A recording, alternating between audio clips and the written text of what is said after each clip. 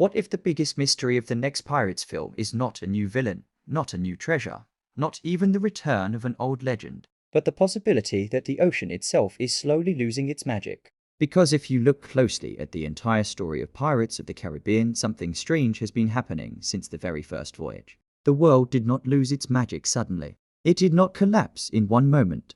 It has been weakening, slowly, film by film, curse by curse, almost like the ocean itself is becoming quieter, older, more fragile. And once you start noticing this pattern, the entire saga begins to look different, because the magic of the sea was once everywhere. In the beginning, it felt ancient, chaotic, unstoppable, but over time, something started to break. The first branch of this story begins with the Age of Curses. In Pirates of the Caribbean, the curse of the Black Pearl. The world is still full of old legends, and magic behaves in a surprisingly simple way. The Aztec gold curse that traps the crew of Hector Barbossa is powerful, but it follows clear rules. The pirates are immortal under the moonlight, skeletal shadows walking between life and death. Yet the solution is physical and direct. Return the stolen gold. Spill the blood that broke the pact. The curse ends. Mortality returns. It feels like a world where ancient magic is still stable, where curses exist like old mechanisms hidden beneath the surface of the sea. Dangerous, yes, but understandable. That is the key feeling of the early era. The ocean is full of secrets, yet those secrets obey rules. But then the second voyage changes everything. In Pirates of the Caribbean, Dead Man's Chest, the magic becomes darker, deeper, more cosmic. The curse is no longer just treasure and blood. Now the sea itself demands service. Davy Jones is not simply a cursed pirate. He is part of a system, a contract with the ocean, a keeper of souls who should guide dead sailors to the afterlife. The curse here is not just punishment. It is duty, a metaphysical agreement between humanity and the sea.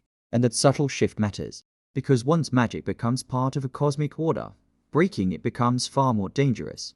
Suddenly, the ocean is not just a place of legends. It is a living hierarchy. Powers, servants, rules that hold the balance between the living and the dead. And that balance reaches its most violent moment in Pirates of the Caribbean, at World's End, when the pirates finally release Calypso, a sea goddess, an ancient force trapped in human form by betrayal and ritual. When she is freed, the ocean itself erupts into chaos. Storms, whirlpools, the massive maelstrom that becomes one of the most unforgettable moments in the entire saga. It feels like the ocean remembering what it used to be. Wild, untamed, divine. But that moment might also be the beginning of the fracture. Because releasing a god does not always restore balance. Sometimes it breaks it permanently. And years later, the final confirmation arrives in Pirates of the Caribbean. Dead men tell no tales when the Trident of Poseidon is shattered. The scene is brief, but its implications are enormous. Every magical bond across the ocean begins to collapse. Curses unravel. Supernatural chains break. The world literally shows us that the entire system of sea magic can be erased in a single moment. That is not just a plot twist. That is a statement. The franchise quietly tells us that the Age of Curses may be ending. And if curses are disappearing, then the second branch of this theory becomes even more unsettling. Because the sea gods themselves might be disappearing as well. The films already hinted that divine forces in this world are not invincible. Calypso was bound by human conspiracies. Rituals controlled her power. The pirates did not defeat a goddess through strength alone. They trapped her through belief, betrayal, and rules written by mortals. Even Davy Jones, the terrifying captain of the Flying Dutchman, is essentially an administrator of death at sea. A manager of souls. A servant of a system larger than himself. That detail is important, because it means the ocean's supernatural order depends on agreements, on rituals, on artifacts like the Trident. Remove those anchors, and the entire hierarchy could collapse. If the Trident truly controlled every curse, every magical contract of the sea, then breaking it may have done something much worse than freeing a few sailors. It may have shattered the structure that kept the ocean alive with myth. The gods may not have died in battle. They may have simply faded. And that leads directly into the third branch of this strange transformation. Pirates themselves are becoming mortal again. In the early films, death feels temporary. Crews walk under curses. Captains return from the grave. Legends refuse to stay buried. The ocean constantly brings its monsters back. But as the story progresses, the stakes slowly become more human. Characters die and remain dead. Battles become physical instead of supernatural. The tone shifts from myth to survival. And if that trend continues into the next chapter, then Pirates of the Caribbean 6 might become the first story in the entire saga where no cursed captain rises from the deep, no immortal crew walks beneath the moonlight, no ancient sea god interferes with human fate. Just pirates, ships, and an ocean that no longer answers to magic. Which raises a question far more unsettling than any ghost ship or sea monster. What if the legends were not meant to disappear? What if they were the only thing keeping the ocean alive? And if that is true, then the real mystery of the next voyage may not be who the new villain is. The real mystery may be something much darker. What happens to the world of pirates when the magic of the sea finally stops responding? And once you start seeing the pattern, it becomes difficult to ignore it. Because if the magic of the ocean has really been slowly breaking since the first film, then the next clues are hidden in objects, symbols, and systems that once connected pirates to the supernatural world. And maybe the most important symbol in the entire saga is something that looks deceptively simple. A small compass carried by Jack Sparrow. At first glance, it feels like just another magical artifact. But the deeper the story goes, the more it becomes clear that the compass is not just a navigation tool. It does not point north. It does not follow geography. It follows desire.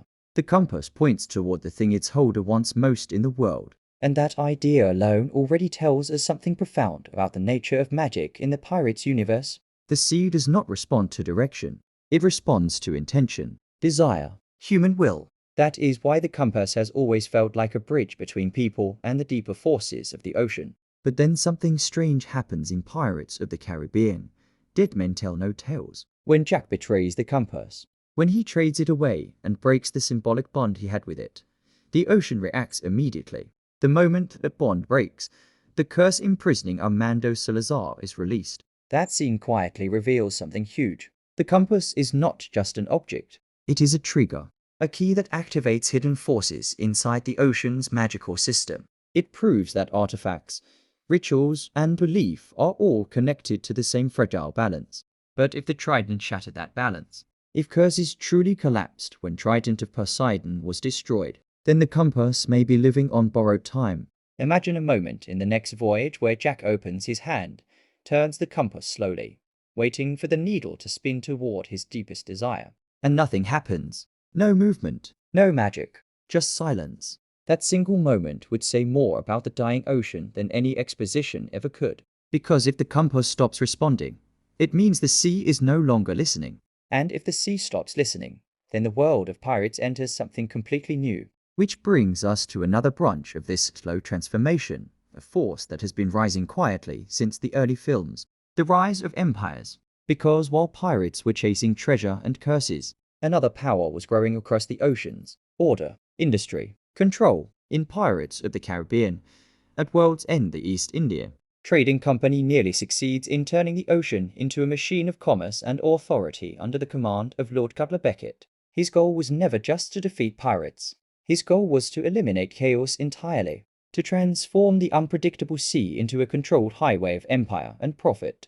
Ships sailing under strict rules, trade replacing legend, maps replacing myth. And when you look at it this way, Beckett was not just a villain. He represented a future, a world where the wildness of the ocean slowly disappears under the weight of civilization, a world where pirates become obsolete, where the sea becomes something measured, taxed, and regulated. And if the magic of the ocean truly is fading, then that future may finally be arriving. Because without curses, without sea gods, without monsters rising from the depths, the ocean stops being a realm of legend. It becomes something predictable, something safe, something controlled. But here is where the final branch of this theory becomes the most unsettling of all. Because throughout the entire saga, the sea has always reacted violently whenever humans try to impose absolute order on it.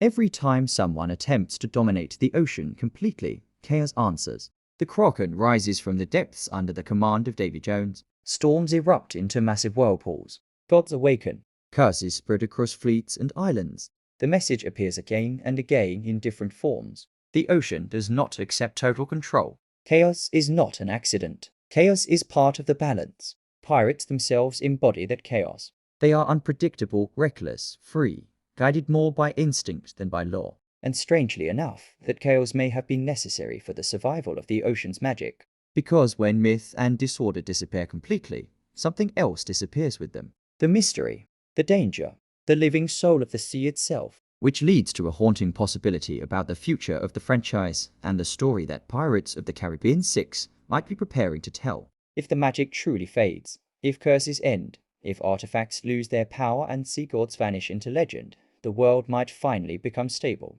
No monsters, no supernatural storms, no immortal captains returning from the deep. Just trade routes, empires, and calm water stretching to the horizon.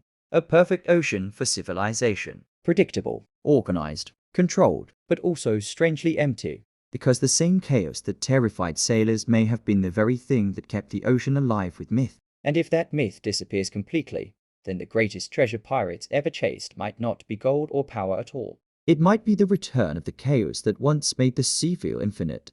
And if that chaos is truly necessary, then the final question of the next voyage becomes something far more mysterious than the hunt for a villain. The question is whether someone, somewhere on the ocean, will decide to bring the chaos back.